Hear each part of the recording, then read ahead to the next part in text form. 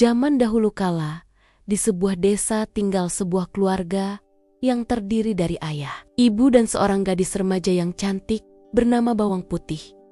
Mereka adalah keluarga yang bahagia.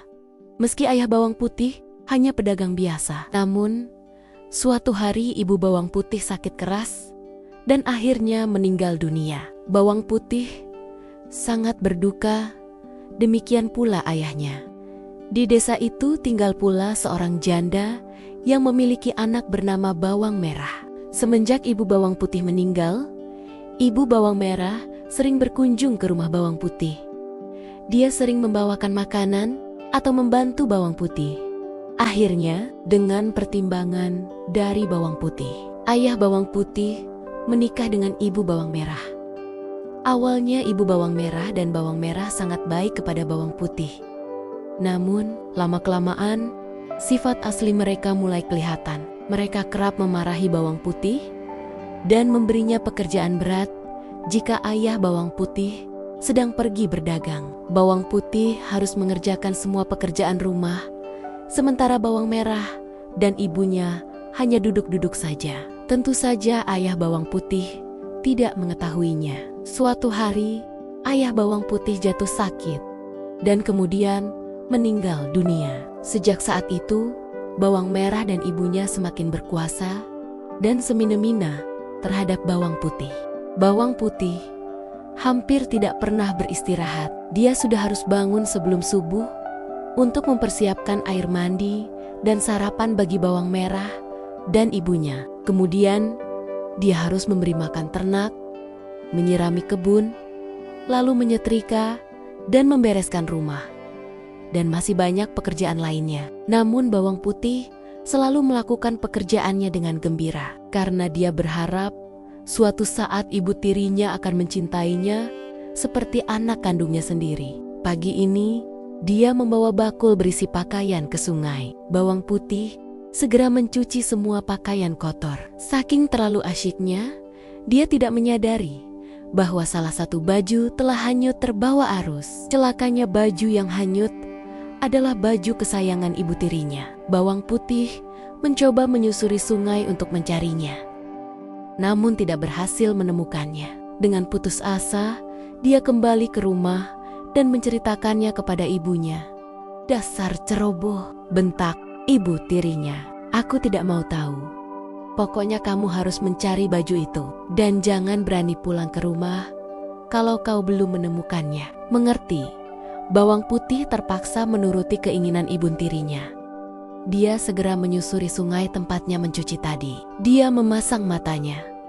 Dengan teliti diperiksanya setiap juluran akar yang menjorok ke sungai. Siapa tahu baju ibunya tersangkut di sana. Setelah jauh melangkah dan matahari sudah condong ke barat, Bawang Putih melihat seorang penggembala yang sedang memandikan kerbaunya. Maka Bawang Putih bertanya, "Wahai paman yang baik, apakah paman melihat baju merah yang hanyut lewat sini?" "Ya, tadi saya lihat, nak. Kalau kamu mengejarnya sepat-sepat, mungkin kau bisa mengejarnya," kata paman itu. "Baiklah paman, terima kasih," kata Bawang Putih, dan segera berlari kembali menyusuri sungai. Hari sudah mulai gelap, Bawang Putih sudah mulai putus asa. Sebentar lagi, malam akan tiba. Dari kejauhan, tampak cahaya lampu yang berasal dari sebuah gubuk di tepi sungai. Bawang Putih segera menghampiri rumah itu dan mengetuknya. Seorang perempuan tua membuka pintu. "Bolehkah saya tinggal di sini malam ini?" tanya Bawang Putih. Nenek itu bertanya, "Apakah baju yang kau cari berwarna merah?" "Ya, Nenek." "Apa Nenek menemukannya?" tanya Bawang Putih. Nenek berkata, "Baju itu tersangkut di depan rumahnya. Aku akan mengembalikannya. Tapi kau harus menemaniku dulu di sini selama seminggu." Bawang Putih berpikir sejenak. Nenek itu kelihatan kesepian. Bawang Putih pun merasa iba. "Baiklah Nenek, saya akan menemani Nenek selama seminggu," kata Bawang Putih dengan tersenyum.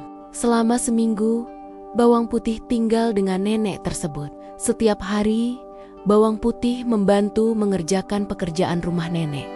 Tentu saja, Nenek itu merasa senang, hingga akhirnya genap sudah seminggu. Nenek memanggil bawang putih. Aku senang, karena kau anak yang rajin dan berbakti. Kau boleh membawa baju ibumu pulang. Dan satu lagi, kau boleh memilih satu dari 2 labu kuning ini sebagai hadiah. Mulanya bawang putih menolak diberi hadiah, tapi nenek tetap memaksanya. Akhirnya bawang putih memilih labu yang paling kecil. Saya takut tidak kuat membawa yang besar, katanya. Sesampainya di rumah, bawang putih menyerahkan baju merah, sementara dia pergi ke dapur untuk membelah labu kuningnya. Alangkah terkejutnya bawang putih ketika labu itu terbelah. Di dalamnya ternyata berisi emas permata yang sangat banyak. Dia berteriak saking gembiranya dan memberitahukan hal ajaib ini ke ibu tirinya dan bawang merah yang dengan serakah langsung merebut emas dan permata tersebut. Mereka memaksa bawang putih untuk menceritakan bagaimana dia bisa mendapatkan hadiah tersebut. Bawang putih pun menceritakan dengan sejujurnya. Mendengar cerita bawang putih, bawang merah, dan ibunya berencana untuk melakukan hal yang sama. Bawang merah segera pergi ke sungai. Dia sengaja menghilangkan baju agar bisa bertemu nenek tua. Singkat kata, bawang merah sampai di rumah nenek tua di pinggir sungai tersebut. Seperti bawang putih, bawang merah pun diminta untuk menemaninya selama seminggu. Tidak seperti bawang putih yang rajin. Selama seminggu itu, bawang merah hanya bermalas-malasan. Kalaupun ada yang dikerjakan, hasilnya tidak pernah bagus karena selalu dikerjakan dengan asal-asalan. Akhirnya setelah seminggu nenek itu membolehkan bawang merah untuk pergi. Bukankah seharusnya nenek memberiku labu sebagai hadiah karena menemanimu selama seminggu? Tanya bawang merah.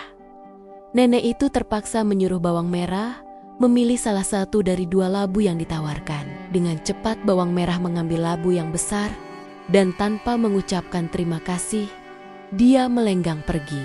Sesampainya di rumah bawang merah, segera menemui ibunya dan dengan gembira memperlihatkan labu yang dibawanya. Karena takut bawang putih akan meminta bagian, mereka menyuruh bawang putih untuk pergi ke sungai. Lalu dengan tidak sabar, mereka membelah labu tersebut. Tapi ternyata bukan emas permata yang keluar dari labu tersebut, melainkan binatang-binatang berbisa seperti ular, kalajengking, dan lain-lain. Binatang-binatang itu langsung menyerang bawang merah dan ibunya.